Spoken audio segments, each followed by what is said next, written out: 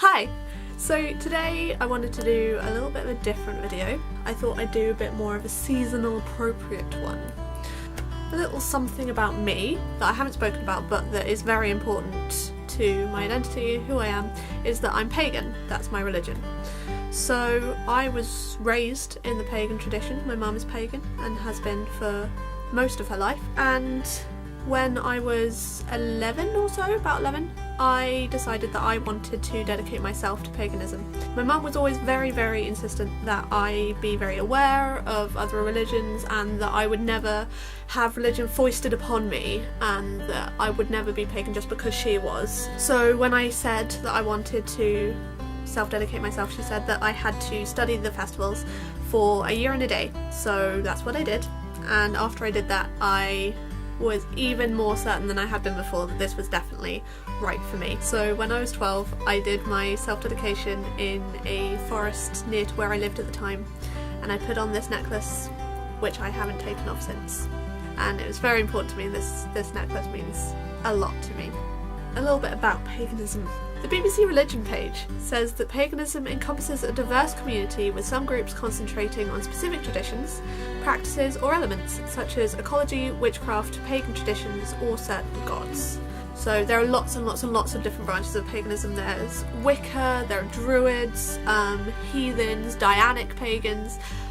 There are fucking loads. And I don't personally ascribe to any particular branch at this stage in my life, but that's okay, because one of the most wonderful and beautiful things about paganism, certainly from my point of view, is that you cannot do it wrong. You literally can't do it wrong. So long as the intention is there, that's all that matters. So to me, paganism is a celebration and worship of the earth, of the air and the sea, and it's recognising the sacredness and divinity in life. And by that I don't mean that like life has been created and so it should be worshipped. I mean like it's the little things. It's like the fact that bumblebees can fly, and the fact that people who are assigned female at birth can bleed for days and days with no harm to themselves. It's the fact that we need water to keep us alive, and water is one of the most destructive forces in nature. It's the little bits of magic that pervade everything. That's paganism to me, and it's so special and so wonderful. So one thing that paganism does follow is the Wheel of the Year. That involves 8 seasonal festivals, which are Imbolc, Ostara, Beltane, Litha, Lunache, Mabon, Samhain and Yule, and most of those correspond to a more well-known, usually Christian holiday. So I want to do more kind of detailed videos on each of those festivals nearer to the time of each one, but right now it's coming up to Yule, so I thought I'd do a little introduction. It's going to be by no means comprehensive, but it's just a little insight into what I'm going to be celebrating. See, I've got my little Yule display here. So I've always celebrated the Winter Solstice, which is what Yule is, on the 21st of December. But like I said before, the lovely thing about paganism is that you can't do it wrong.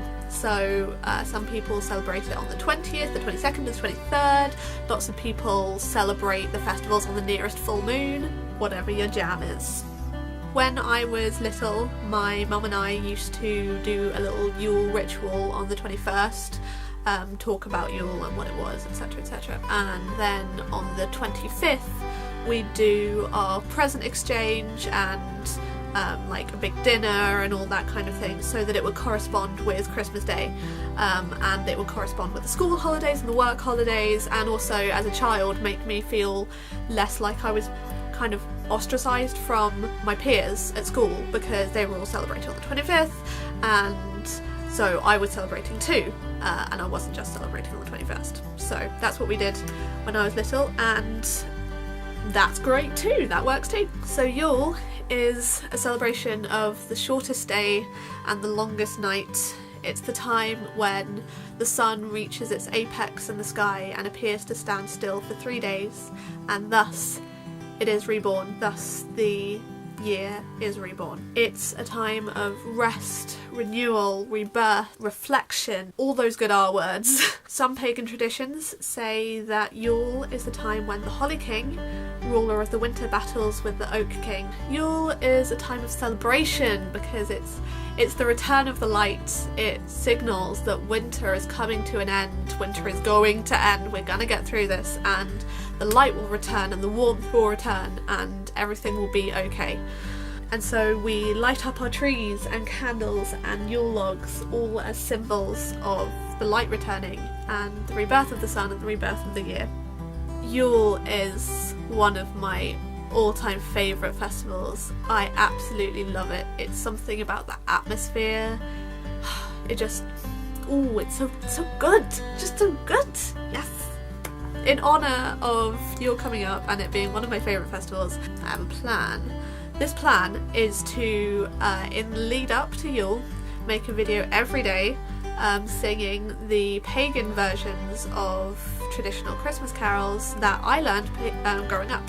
I never learnt the original lyrics. I always learnt pagan renditions of all of the traditional carols. So I plan on sharing those Yule pagan carols with you guys in the lead up to Yule, and hopefully that will be fun and good and we'll all enjoy ourselves.